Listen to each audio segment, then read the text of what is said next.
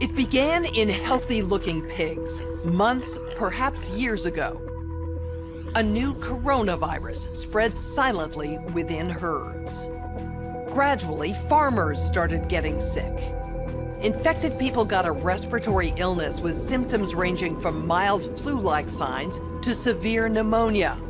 The sickest required intensive care. Many died. Experts agree, unless it is quickly controlled, it could lead to a severe pandemic, an outbreak that circles the globe and affects people everywhere. The mission of the Pandemic Emergency Board is to provide recommendations to deal with the major global challenges arising in response to an unfolding pandemic. The board is comprised of highly experienced leaders from business, public health, and civil society. We could be looking at double the number of cases in 1 week and 16 times as many in a month if we are not able to stop the spread. That would be on the order of 500,000 cases, and it would continue to rise exponentially. In 3 months, we could be approaching 10 million cases. We're at the start of what's looking like it will be a severe pandemic. And there are problems emerging that can only be solved by global business and governments working together. We have known about CAPS-like viruses in animals and people for decades, but have not been successful at developing a licensed vaccine. And sure, there are new technologies that may help, but it's going to be difficult. I am not optimistic about having a vaccine in time to be relevant during this pandemic. So the policy crisis in question for this board in this meeting is this: how should governments, business, and international organizations allocate and distribute pandemic antivirals and medical supplies to the people who need them most? A global stockpile would certainly help ensure more rational and strategic allocation, but the reality is that we don't have the logistics capability, even within the UN, to bring that together in one place and run it. So this is where I think a collaboration between the international organizations like the World Health Organization and the private sector, which runs these supply chains for many purposes every day, understand where the supplies are, make smart decisions about how to allocate them to the people who need them in the places that need them the most, and then work with the industry to move those supplies from where they are today to where they need to be. Just to underscore the point that cooperation among supply chain providers or businesses that have huge supply chains can add a lot of efficiency to the whole process. Public health agencies have issued travel advisories, while some countries have banned travel from the worst affected areas. As a result, the travel sector is taking a huge hit. Travel bookings are down 45%, and many flights have been canceled. A ripple effect is racing through the service sector. Governments that rely on travel and tourism as a large part of their economies are being hit particularly hard. How should national leaders, businesses, and international organizations balance the risk of worsening disease that would be caused by the continued movement of people around the world against the risks of profound economic consequence of travel and trade bans? What is essential, what is non-essential travel, we have to clarify this. Otherwise, if we go down to 20% bookings over a long period, the company will run down. That's a fact. You know, there's a whole complex set of issues in a highly interdependent world on supply chains that are just in time. We need to think about how much flex there is in that just-in-time supply chain system and make sure it keeps running. I think it's going to take specificity, and it's going to take knowledge that only the private sector has.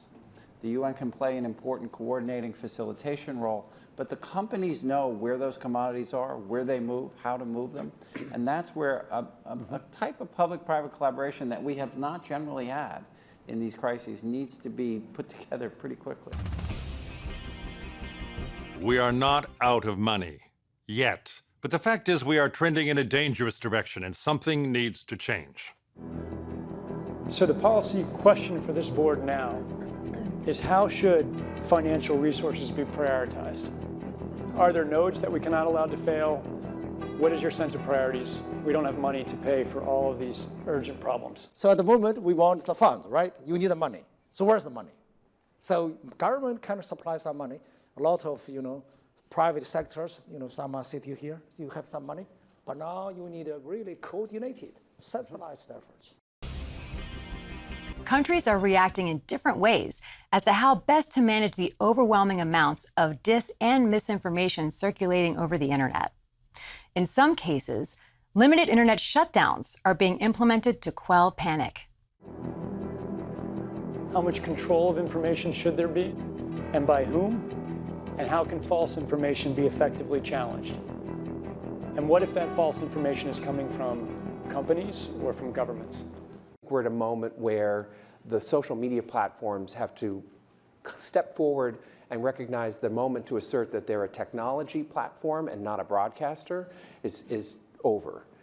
They, in fact, have to be a participant in broadcasting accurate information and partnering with the scientific and health communities to counterweight, if not flood the zone, of accurate information, because to put the genie back in the bottle of the misinformation and disinformation is nigh impossible. One thing we haven't spoken about, and I'm wondering whether it's time to talk about this, is a step up from the part of the governments on enforcement actions against fake news.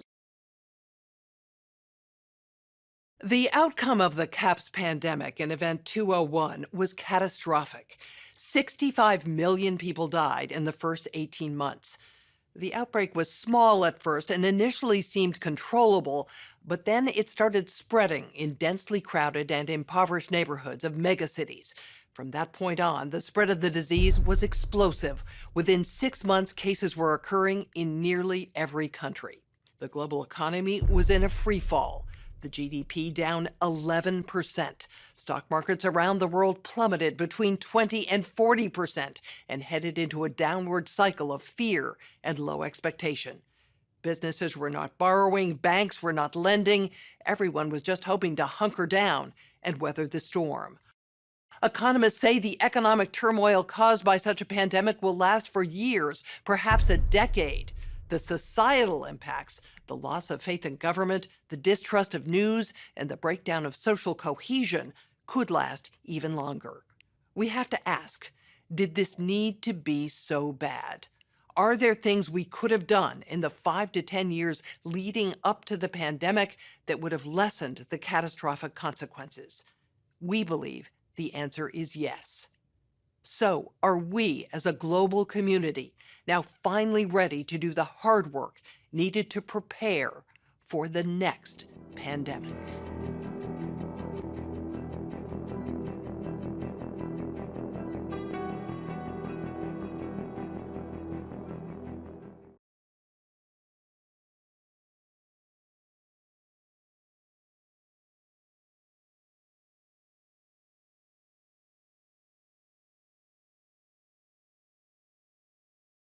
Hello, everyone. I'm Anita Cicero, Deputy Director of the Johns Hopkins Center for Health Security, and today I will be your Master of Ceremonies for Event 201. On behalf of our center and our partners, the World Economic Forum and the Bill Y Melinda Gates Foundation, I'd like to extend a very warm welcome to our audience here in New York, as well as our larger virtual audience participating online today. The goal of the Event 201 exercise is to illustrate the potential consequences of a pandemic and the kinds of societal and economic challenges it would pose. The scenario also highlights the very critical role that global business and public-private partnerships play in preparing for and responding to pandemics. Today's scenario is going to simulate meetings of a multi-stakeholder group called the Pandemic Emergency Board. This board has been urgently convened by the World Economic Forum, and Johns Hopkins has been asked to moderate the board meetings and provide expertise during the board's deliberations. The mission of the Pandemic Emergency Board is to provide recommendations to deal with the major global challenges arising in response to an unfolding pandemic. The board is comprised of highly experienced leaders from business, public health, and civil society. The board's recommendations are aimed at top decision makers in national governments, global business, and international organizations. In this scenario, Tom Inglesby, the director of the Johns Hopkins Center for Health Security, will be chairing the board and serving as the moderator for its discussions. Today's exercise will simulate 4 meetings of the Pandemic Emergency Board, and each meeting will be devoted to one key topic. Each meeting will start with a video and a briefing that will provide the information needed for the board members to engage. Please note, this is not a test of any particular person, organization, or nation. The participants are all playing as themselves. That is, senior business executives, NGO leaders, and government officials. They're not expected to be pandemic experts. We've really asked them to participate based on their own expertise and their best professional judgment. With the exception of Tom Inglesby, none of the participants know any of the details about how the exercise will unfold. The Event 201 scenario is fictional, but it's based on public health principles, epidemiologic modeling, and assessment of past outbreaks. In other words, we've created a pandemic that could realistically occur. And for those interested in our assumptions, we will have a lot of the background research of the scenario publicly available on our Event 201 website at the conclusion of the exercise. The policy discussions, the challenges to be discussed in this exercise represent controversial, high-stakes issues that would require high-level input from business and government leaders. So just a few housekeeping notes before we get started. For our in-person audience, please do silence all your electronic devices, but you may tweet at #Event201. We're going to have a 15-minute break in the middle of the exercise, so please try to confine your calls and work to that time. Because the event is being video recorded and live streamed, we ask that you remain quiet as much as possible and avoid moving around during the exercise. The exercise is going to end at 12:30, and there'll be a luncheon in the cotillion room, to which you are all invited. As you know, there's also an online virtual Event 201 exercise that's happening simultaneously. And for those of you online, and I understand there are hundreds of you, you will be seeing the same news videos and briefings as we do here in New York. But you will engage in your own online discussion in place of watching the discussions of the players here in the room. The topics and the topics and the pacing of the deliberations will be the same, both online and in the room. So, as you can see on this slide, we have an outstanding group of global leaders playing the role of the Pandemic Emergency Board members here in New York. And with that, let's welcome our participants and invite them into the room. Tom Inglesby from Johns Hopkins Center for Health Security, LaToya Abbott, Marriott International, Sophia Borges, UN Foundation, Brad Connett, Henry Schein, Chris Elias, the Bill Y Melinda Gates Foundation, Tim Evans, formerly of the World Bank, George Gao from China CDC, Avril Haines, former Deputy U.S. National Security Advisor, Jane Hulton, ANZ Bank, and former secretaries of both the Department of Health and Finance in Australia, Matthew Harrington from Edelman, Martin Knuckle from Lufthansa Group, Eduardo Martinez, UPS Foundation, Stephen Redd from US CDC, Adrian Thomas from Johnson & Johnson, and Hasti Taggi from NBC Universal Media, and Lavin Theroux from the Monetary Authority of Singapore. Welcome. And before we begin the exercise, I also want to introduce Ryan Morhard, who's lead of the Global Health Security Group at the World Economic Forum, and he will say a few words. Ryan.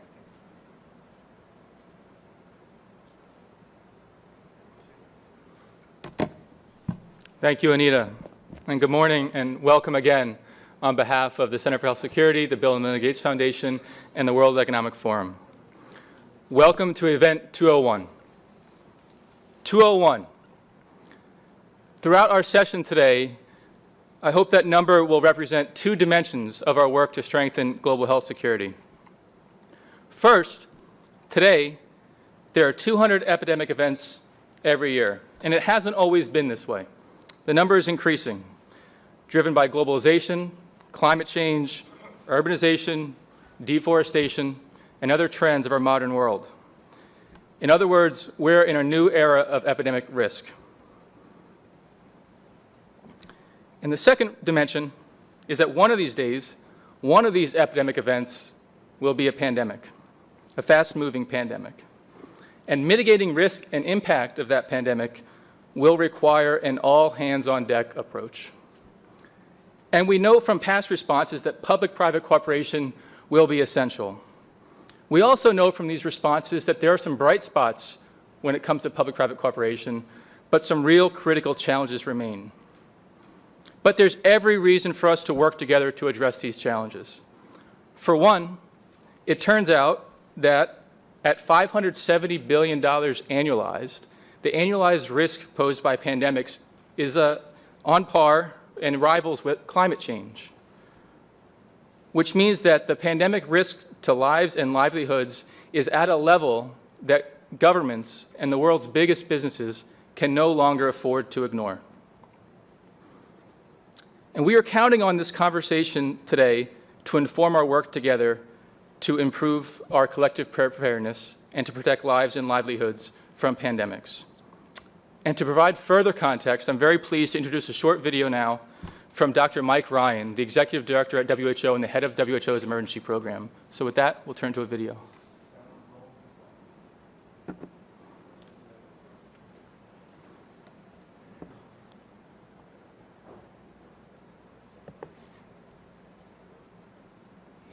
Greetings, distinguished guests, and thank you for this opportunity to say a few words at this year's event 201, the high-level simulation exercise for pandemic preparedness and response, hosted by Johns Hopkins Center for Health Security, the World Economic Forum, and the Bill Y Melinda Gates Foundation. Unfortunately, I was not able to join you today. I'm involved in the IHR Emergency Committee for Ebola, but I had hoped to be in the room with you, because the issues you will be dealing with over the next hours may be tabletop exercises today, but they address real and critical threats which we at WHO take very seriously. Without a question, epidemic risk has become a global strategic concern. I don't think we've ever been in a situation where we have had to respond to so many health emergencies at once. This is a new normal. I don't expect the frequency of these epidemics to reduce, and in fact, vulnerabilities all over the world, developed and developing countries, have increased, not decreased, driven by many, many factors, mainly through human behavior, economic development, population density, and many others. The scenario you will be presented with this morning could easily become one shared reality one day. I fully expect that we will be confronted by a fast-moving, highly lethal pandemic of a respiratory pathogen. The question is, are we prepared to globally respond to the next major pandemic event? Are we ready to cooperate and perform across countries and across sectors to face such a threat? Have we established the surveillance and risk assessment systems, the communication tools, the supply chains, and the business continuity plans that will be needed not only to protect health in a major epidemic or pandemic, but to protect economic development, to protect political and social systems? Do we collectively drive innovation enough to face the evolving global threats which we are anticipating? The nature of pandemics is that many countries will be affected at the same time. This is particularly true with the respiratory pathogen, as they are often transmitted by asymptomatic persons. They spread fast. In 2009, the pandemic virus reached all continents in less than 9 weeks. WHO's priorities are to establish a minimum capacity to detect and respond in each country around the world, to develop global strategies for the containment and control of individual disease threats, and develop global mechanisms to ensure cross-sectoral and multinational, multilateral coordination. Innovation and partnership across all sectors are needed, including joint strategies between global health leaders and the drivers of travel, communication, data technology industries. WHO is working at all levels through a variety of partnerships to strengthen national and regional preparedness, such as GORN, the Global Outbreak Alert and Response Network.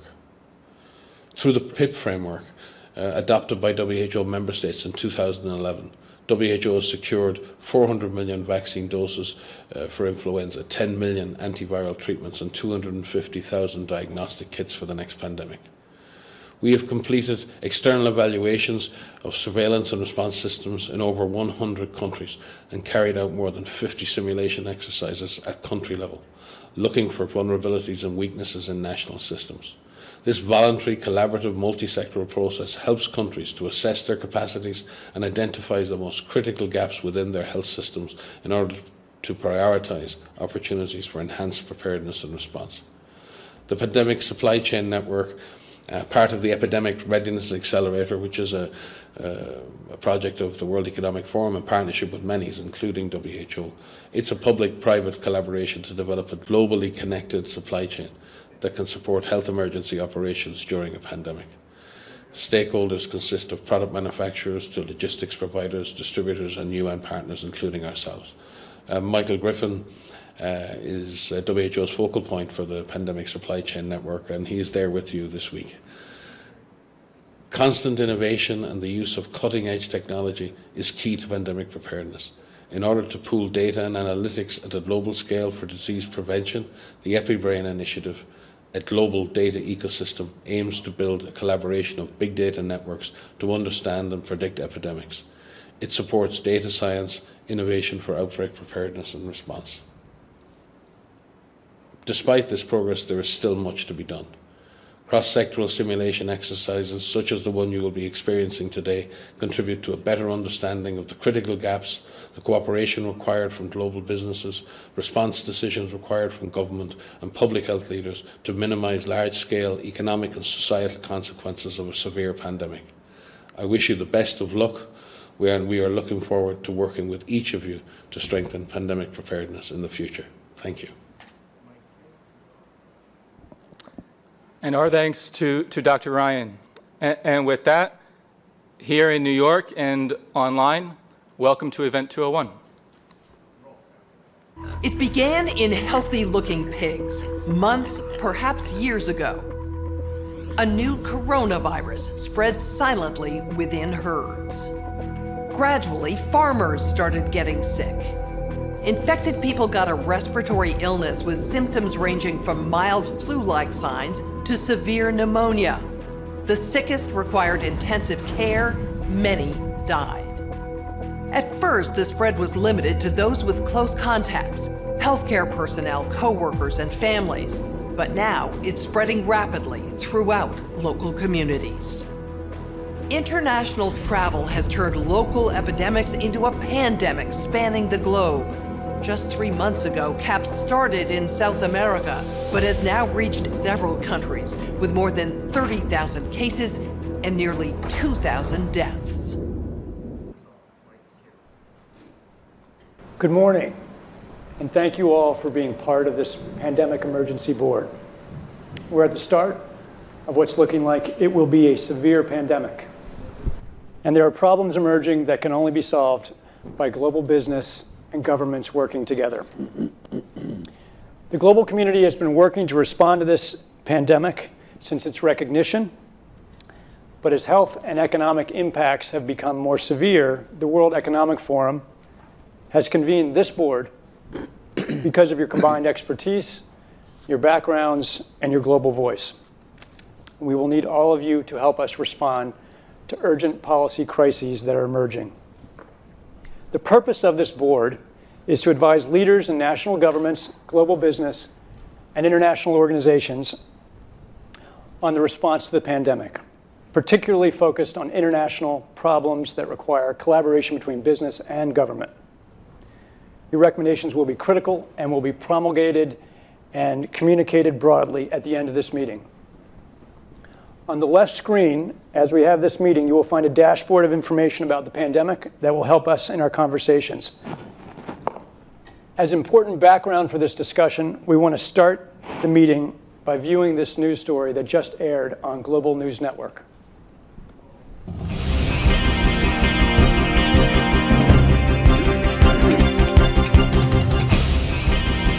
Continuing our coverage of the newly discovered CAPS disease and the scope of its deadly outbreaks, there are now more than 30,000 reported cases. Experts warn this may be just the beginning of a global problem. GNN science reporters have produced a video about what we know so far about CAPS, the virus, the outbreak, and the resulting chaos. CAPS is a novel coronavirus related to those viruses that caused the frightening SARS epidemic in 2003 and the deadly MERS outbreaks in recent years.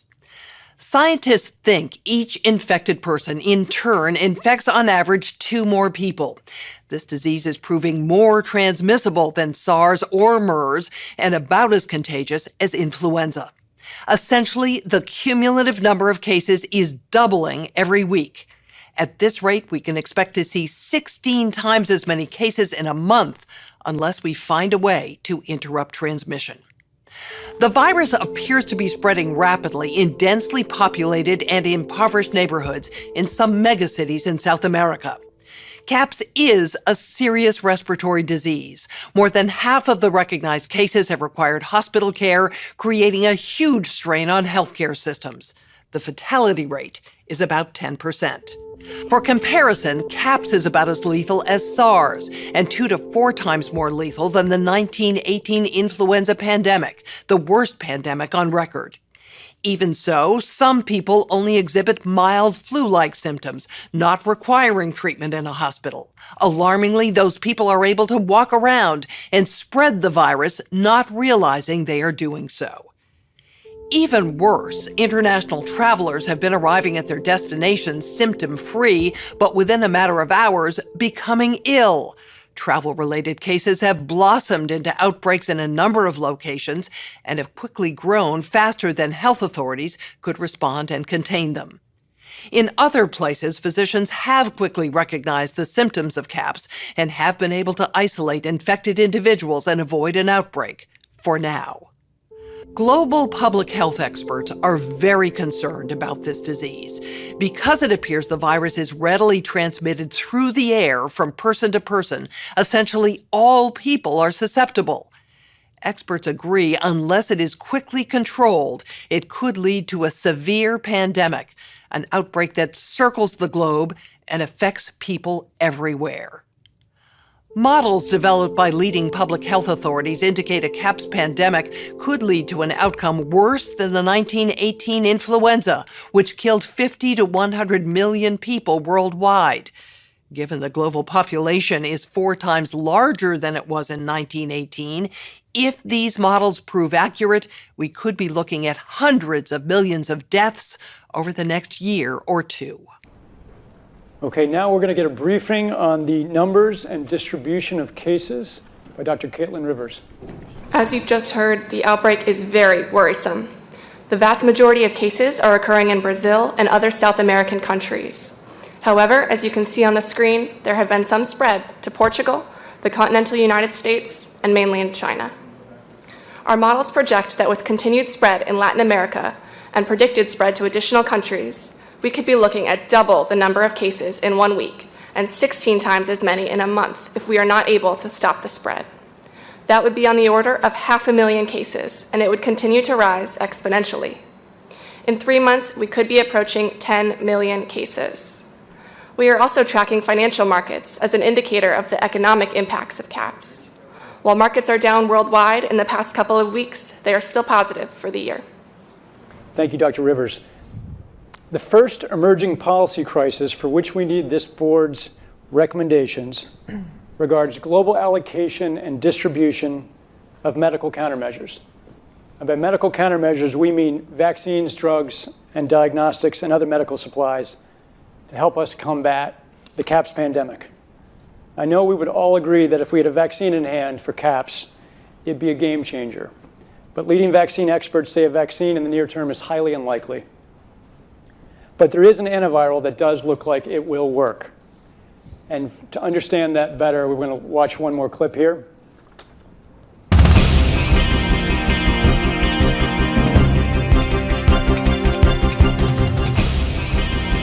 Continuing our CAPS disease coverage and possible solutions, I'm joined by immunologist Dr. Yvonne Bello and Dr. Rhea Blakey, an epidemiologist, both highly respected in their fields.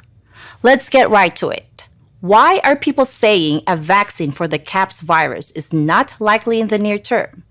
Researchers are working on a vaccine, and we have viable leads, but it's complicated. We have known about CAPS-like viruses in animals and people for decades, but have not been successful at developing a licensed vaccine. And sure, there are new technologies that may help, but it's going to be difficult. I am not optimistic about having a vaccine in time to be relevant during this pandemic. Even if we discover a good vaccine candidate, we're starting from scratch, and it takes time to test safety and efficacy, typically years. So even if testing moves quickly, global manufacturing will still need to be established. Again, multiple hurdles. We simply cannot rely on these old timelines and processes. This is a crisis. We have to move beyond these issues. It may be complicated, difficult, but if we dedicate all available resources, this can happen. Also, keep in mind, we need effective treatments sooner rather than later. Extranavir is an antiviral drug. Scientists have told me this could be effective. We need to start treating people immediately. While I agree Extranavir does look promising, it's currently used for treating HIV. However, it's not manufactured on the scale needed for treating this many people. And will we just stop using it for HIV treatment? How will we get this drug in the quantities needed?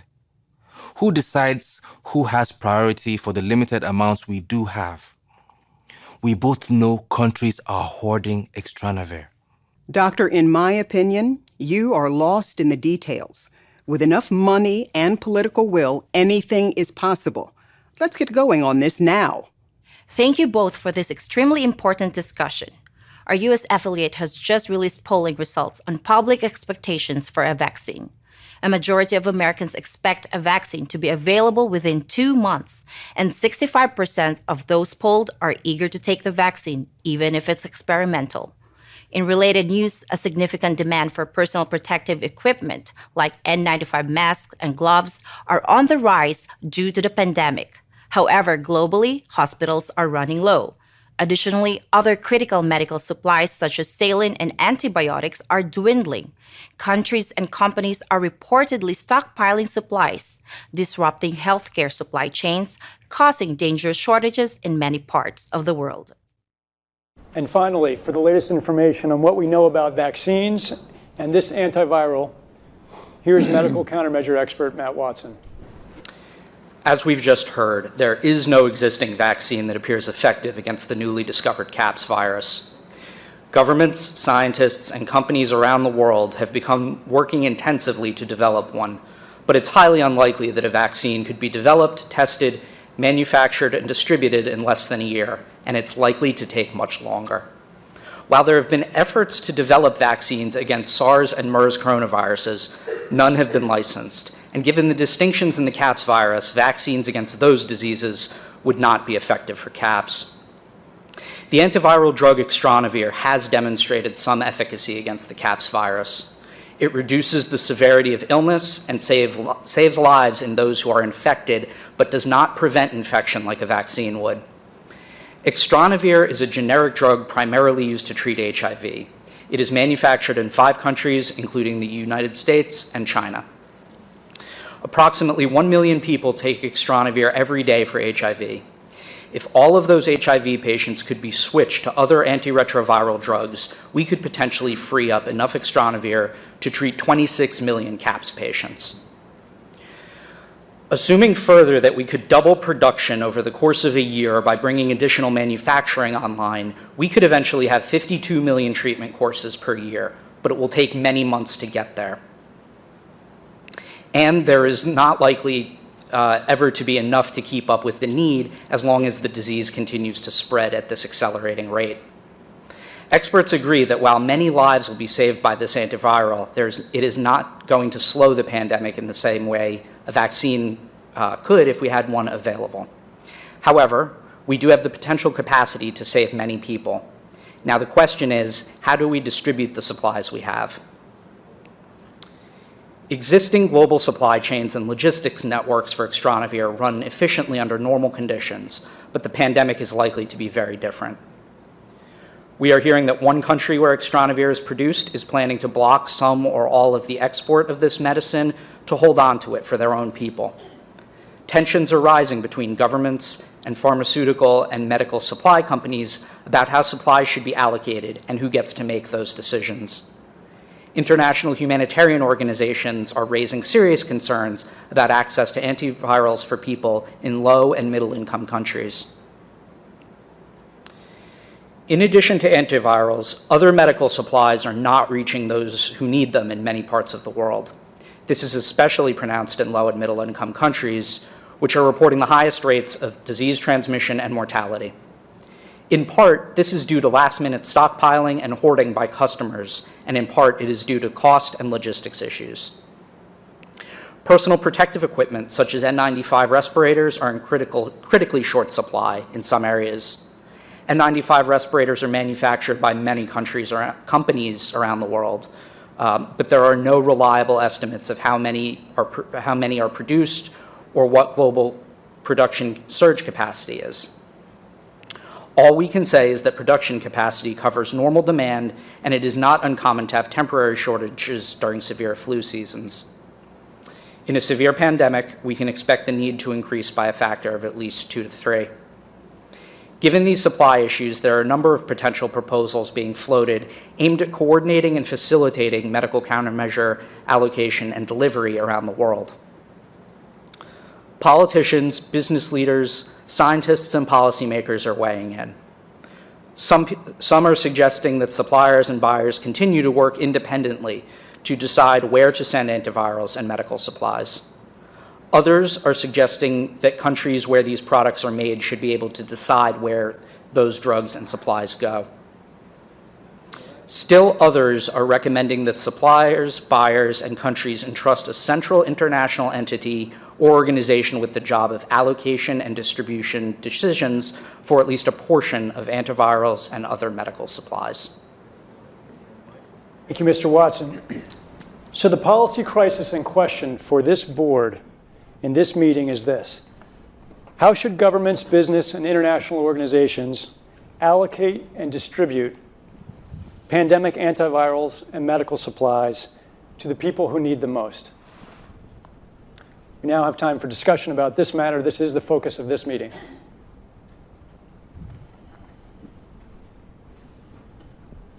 Any reactions? We have too few antivirals for the needs that we have, and we're projecting to have increasing needs. So should we let normal suppliers and buyers manage the distribution and allocation of this medication? Should governments step in? If so, with what rules? Steve? Yeah, let me start by saying it is fantastic how much has been learned about this disease in just the short period of time since its discovery.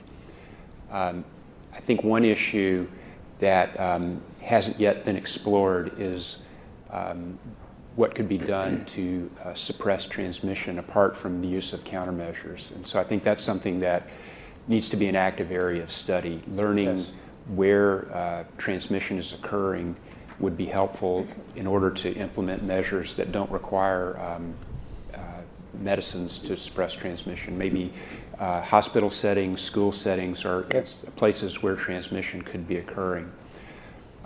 With regards to the question of sharing this scarce resource, we do have some models that I think could be built upon. The PIP framework, the things that were done during H1N1 to share vaccine. I think each of those models should be explored as ways of some sort of distribution process. One of the specific things that was done during H1N1 was to examine the critical individuals in countries as a sort of a minimum level of countermeasure that would be needed, and to So do you mean critical infrastructure? Exactly. Critical infrastructure Right. in countries going? Security, police, fire. What number of treatment courses? If we had enough to share, what would that minimum number be, just as a starting point for negotiation? Great, Adrian. And then I think before we agree that we have a finite resource, we need to really challenge ourselves on the vaccine production. We've seen historically that we can actually produce an Ebola vaccine in a year. It requires flexibility on the regulatory side. It requires commitment from companies. But I do think that before we say that a vaccine is not available, we should not slow down on that. We should pursue that. And I think similarly, we need to explore how could we accelerate production of our antivirals.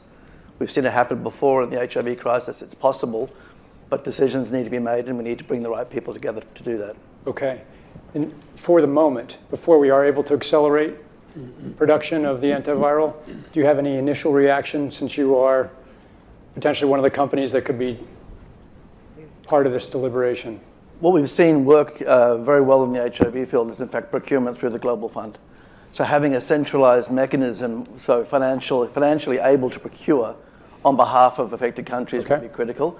I think the second thing is it's going to be very important that for the business sector, for manufacturers of antivirals, that we have clarity around what the need is and where the need is and who are making the decisions. So who's deciding on where they're going? Okay. So can I add to that? Yes. So one of the challenges we have is what to do in the really short term about the supply of vaccines, antivirals, etc. Because low to middle income countries will be concerned that the entire supply chain will be tied up by the time they can even figure out how to finance their purchases. We know, and we know this from what happened with H1N1, that if you can stop something early in terms of everything from ring fencing in particular countries, but also to look at the transmission from country to country, and there's a variety of measures that can be taken to do that. But unless that is done in a global context and it's done very early, we will end up with a situation where the entire supply chain will have gone. So what we need to do at the very outset is figure out what the likely route of transmission is and move very quickly to secure supplies and distribute supplies according to whatever epidemiological protocol and based on what Steve says, as we know, we already know some things about the transmission of this disease. But unless we do that whilst doing what we can do on vaccine, I agree, we will have this get out of control. Okay, Tim. Yeah, we'll go down the line. It's important, and it's fantastic to have this information in front of us, because if you look across the countries, you've got very different patterns already. Chile seems to have a 3% case fatality rate, Ecuador a 5%. So what's going on there, and are there lessons in terms of how they're managing the outbreak, which might inform ways in which you're going to decrease the need for scarce resources? Are they more effective in their supportive treatment, or what is it that's explaining what look to be significantly different patterns in the outbreak of the epidemic?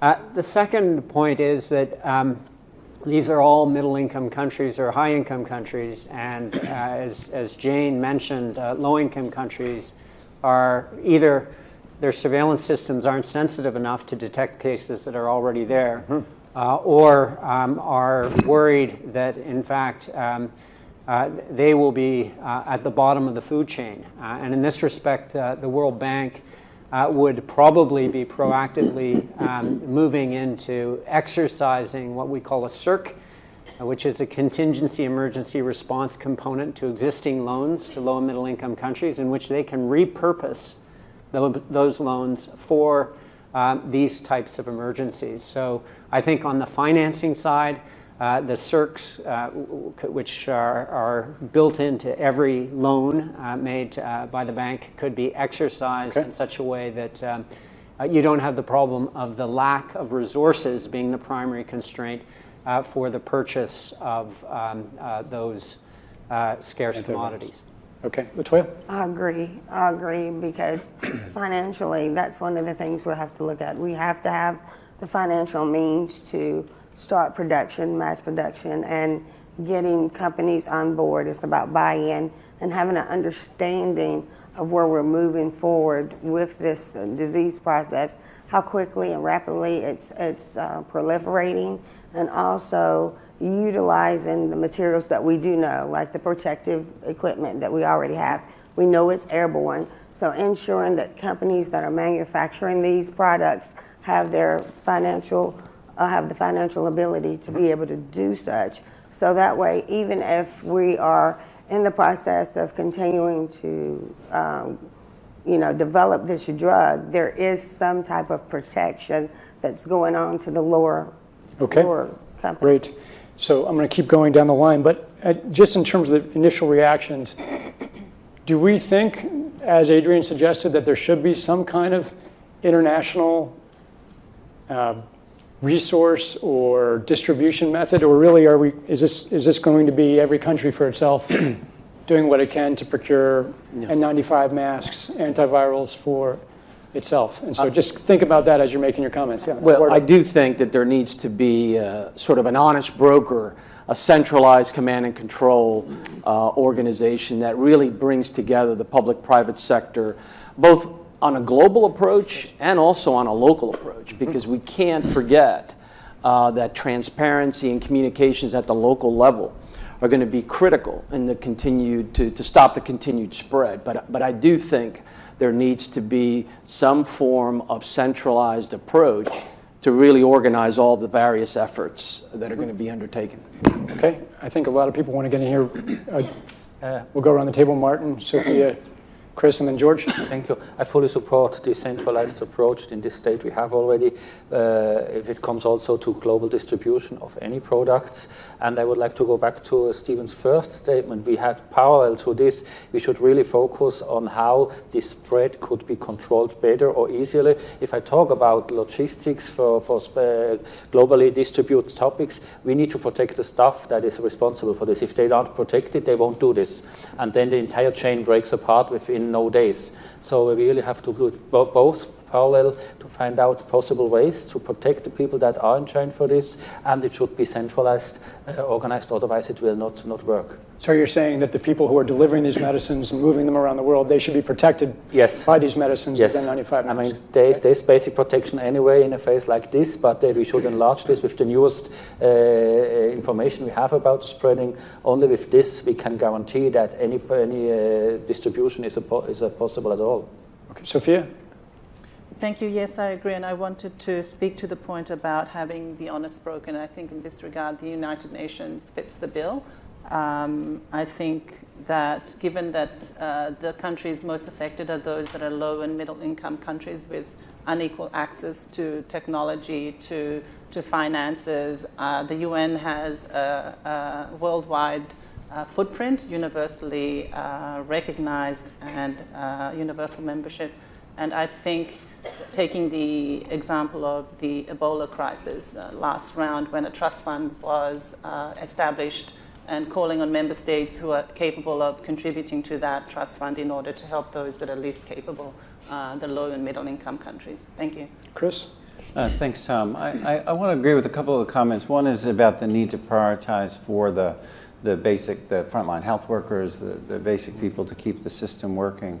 I think it's important to recognize that we have the data that you're showing because of some remarkable international collaboration about sharing information in real time about the patterns of disease. And that's come out of the international health regulations, and that's a good first step. If we're now going to try to prioritize the allocation of scarce commodities, having this kind of dashboard to know where those masks and drugs are, and to get at some of the psychology that's behind some of the hoarding. People may be making bad decisions because they think it's more scarce than it actually is.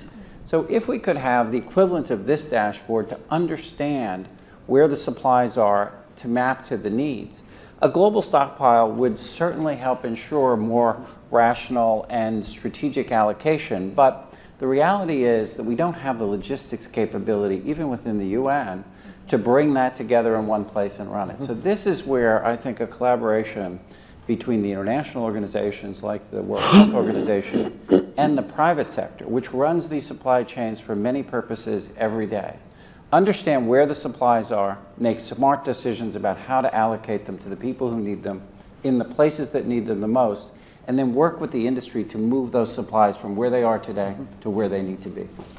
On your point of transparency and data about where supplies are, where medicines are, where N95 masks are, we couldn't agree more. We've been unable to find that data, so I think it's an important need that you just surfaced. George? Yes, I would support for the proposal, centralized, coordinated effort, not just nationally, also internationally. At such a situation, that's very, very, very important. And when you read all this about the epi data, R0 is 2. It's relatively, you can see the number is there. Especially when you are talking about some country like China or any countries who have the largest population of the swine, pig production. So if the virus yet still, transmitted from pig still in the cycle, so that could be very serious. So we have to prioritize. So maybe the farmers or whoever have access to it. So that's very, very important to have the expert to assess the possibility. You see the R0, but you also see its swine origin. I will still have some new virus from swine, from pigs, or the virus already circulating in the human beings.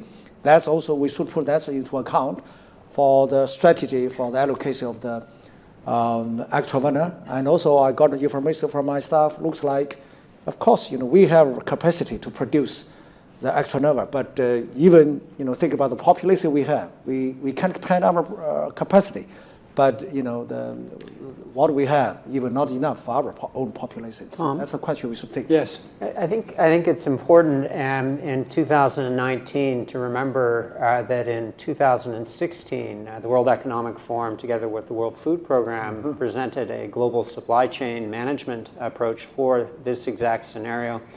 And what might be helpful, given that everybody suffers from short-term memory deficit, is to have an emergency briefing on those resources that are global public goods that are there to facilitate supply chain management and where those can be deployed, but also CEPI, which was established 3 years ago to accelerate vaccines exactly in development in these settings where a coronavirus is, in fact, one of its indications and first areas of focus. That may not be common knowledge. Likewise, on the financing, there is global financing. The criteria identified here would be triggers for the Pandemic Emergency Financing Facility, which would disperse a significant amount of money into that international pool on the basis of this trajectory of the epidemic. So those are resources that may not be well understood amongst the set of players that would appreciate having some understanding. So an emergency briefing on those resources, I think, might make sure that they're not overlooked. Hasti, and then Matt.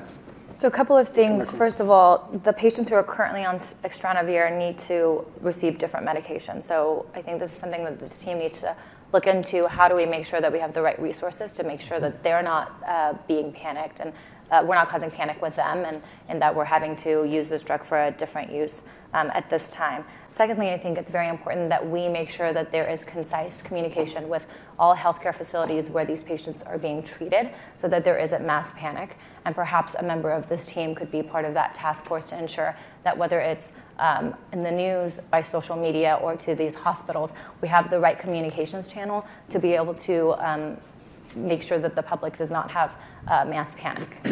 Thanks, Matt. I was just going to, I'll add to that in as much as the value of a centralized convening body that is addressing both the production and supply chain also serves as a convening enterprise around the communications. Because there is a lot of great data that's been collected, but probably more can be done from a public education perspective around containment prevention while the supply chain is managed. Yvonne? I just want to echo Matt's point, and my question here is what's happening around the world? While we know that there are cases here in these few countries, what's happening to the rest of Asia? What are governments doing to assure the people? And this will help to relax some of the stress that you see in terms of people hoarding personal protection equipment. So I think it requires a global coordination and not just at the individual country-specific level.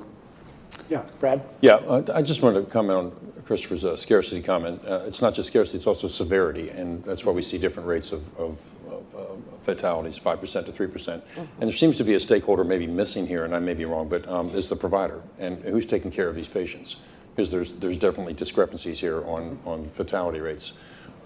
We know in panic, in psychology of panic, people start hoarding. People start, freaking out and wondering, what should I do? And then countries start doing it, and then there's all kinds of dysfunctional decisions made.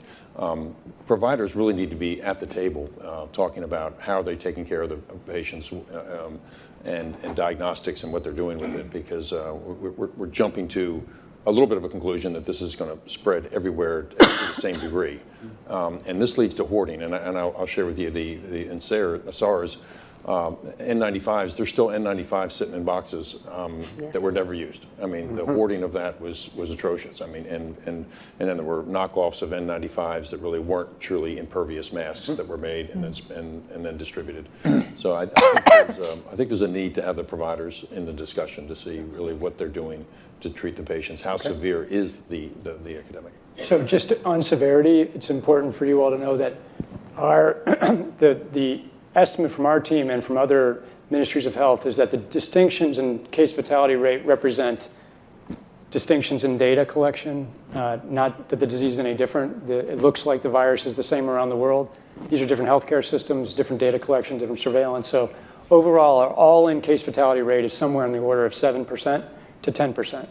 It depends on where we are in the world. And in terms of where the disease is in the world, we see lots of blank spots, and we think that's partly or largely due to surveillance systems and the slowness in collecting this data in certain parts of the world. We expect that to come online quickly. Absolutely. Steve, and then Avril, you haven't had a chance. No, Steve. Go ahead, I think you haven't had a chance. Okay, sure. I mean, I think it's just in terms of the precise question being asked, it's clear that having everybody go it on their own is not going to be the most effective answer, right? So I absolutely agree with the comments that have been made that we need to have some kind of international mechanism for coordinating what it is that we would be doing, also for collecting information, also for understanding what the resources are that are available through international mechanisms to execute on that allocation and coordination. I think it's challenging to set it up in a way that says that international mechanism has to be the body that decides in all circumstances what the allocation is. In other words, I think states are going to want to be able to decide for themselves on, in some circumstances, some of the issues that are relevant. So one of the challenges will be ensuring that you're using an existing mechanism, and I think Sophia's right about the UN as being sort of the base of operations in a sense, both for the funding, but also for a whole series of other issues that you would be looking at for allocation, coordination, et cetera. But then making sure that states are stepping up to actually tell people what it is that they're doing, what their decisions are in that context, and creating transparency about what the proper allocation should be for containing this issue so that there can be pressure put to bear on ensuring that states are actually doing what the larger plan needs to be in that context. Can I ask a follow-up question? If there is a centralized stockpile developed, either at the WHO or perhaps somewhere else in the UN system, if you were going to suggest that, or some other entity, how much can you imagine states contributing of the supplies that are being made in their own countries? Is this a 1% allocation, 20% of the supply that they're making? We've already heard from George that China's not making nearly enough medication to take care of China at this point. So what is the desired end state here? Can you, from a state security perspective, if someone who's worked at the top of government, what do you imagine states who have this medication doing? I mean, I think the percentage will depend on the details, right? And what it is that you're capable of actually producing in the context of the particular crisis. And I don't know how much we're able to produce under this circumstance. I think there should be, and there would be, from a public perspective and a public health perspective, right, enormous interest in promoting an allocation to international efforts that would actually contain the issue as quickly as possible, right? And that should be the focus for everybody in the sense of that's what's going to actually help you prevent the downstream impact of what the trajectory holds for us. So the question is, can you, through this international mechanism, really promote commitments to doing this as quickly as possible and give people a sense that actually if they contribute more, that they will have a better chance of protecting their own populations and their country's security. Okay. Another number of comments. I'll just jump in. Yeah. So thank you. So to be completely clear, most of this production would already be committed in contracts. Yes. It is almost unheard of that people are producing product without having a forward commitment for the consumption of that product. So the first thing that needs to be done, because this is not something that the countries currently control, unless countries are going to bring about emergency situations and co-opt an existing supply chain. So the first thing to do is to figure out where that's going. Now, in H1N1, in a number of cases, so the Australian government, we bought vaccine to the extent we could get it, and in some instances we actually gave some of that vaccine. We actually gave some of that vaccine to the United States, who actually ended up with a supply shortage at that particular point. So inconsistent with working out where the biggest vulnerabilities are, the first thing you need to do is figure out who's got control of those supply chains and those products, and then figure out where, for the greater global good, it should be deployed. But we need to be clear. Any government who says, I'm going to ship every single dose of a particular product offshore is going to end up with a challenge domestically. So giving governments the capacity to manage both their domestic concerns together with being good players. And we know from the PIP framework that companies will similarly contribute, but it's got to be in an organised framework. Okay. And that challenge, I think, is being proved out with the increasing rhetoric, both by candidates in the US, UK, and Germany, who are saying that globalism is responsible for this pandemic, and therefore there's a rising protectionist nature to take care of their own. And so I think it's an instance where the business, health, and scientific communities need to combat that rising rhetoric and misleading information. Yeah, and last couple of comments here. We have about 2 minutes before we have to close. So I think one thing that's going to be very important is to define the aim of using the countermeasure. And from what we know right now, it doesn't seem likely from the data we've had presented that this countermeasure is going to suppress transmission, is going to lead to containment. So our aim really would be to minimize the severity and to prevent death rather than to prevent this emerging pandemic. Second thing I wanted to say is just how important communication is, and that is true to the public. This is a very alarming situation, and I think public communication shouldn't be alarming, but should be truthful about how severe it is. I think also internally, as negotiations are going on to share countermeasures, I think it's not likely, I agree, that countries are not going to buy a countermeasure to put into a global supply without retaining a large portion of it for themselves. The last thing I'd say is this is a very dynamic situation. Countries will be negotiating with manufacturers, and I think that's got to be figured into whatever agreement is reached. And whatever that sharing agreement is, it won't be perfect, and I think it's just got to be done quickly so that sharing can actually take place rather than trying to get something that's exactly the way everyone wants it. And do you think that governments are going to need to break contracts, have companies break contracts in order to redirect antivirals? I think that would work best for the countries to make the decisions with the countermeasures that they purchased. Okay. I think that's a very, we're not talking about one supply chain, but we're multiple supply chains here. And I think, before we start talking about companies withdrawing antiretrovirals from patients with HIV who have a disease, we need to really understand how those ARVs will be used in patients who may or may not have a disease. So demand forecasting will be critical. And I also want to point out, it's not just the healthcare workers. We have supply chains in middle-income countries. Often those are very resource dense, people in small spaces producing masks. We have to think about the integrity and the health of the supply chain. Okay.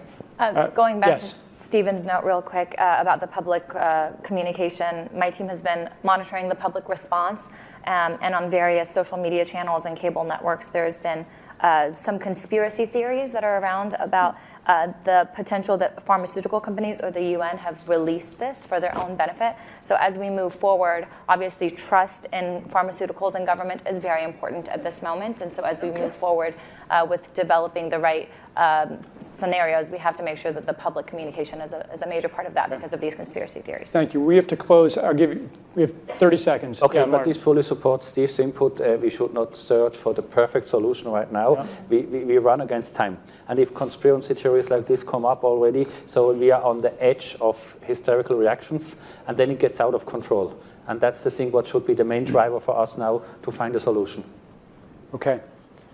Okay, thank you. We're going to bring these recommendations together and communicate them broadly at the conclusion of this meeting. Thank you all for your input. We will conclude this meeting and we'll reconvene shortly. Yes, and that does conclude the first meeting of the board.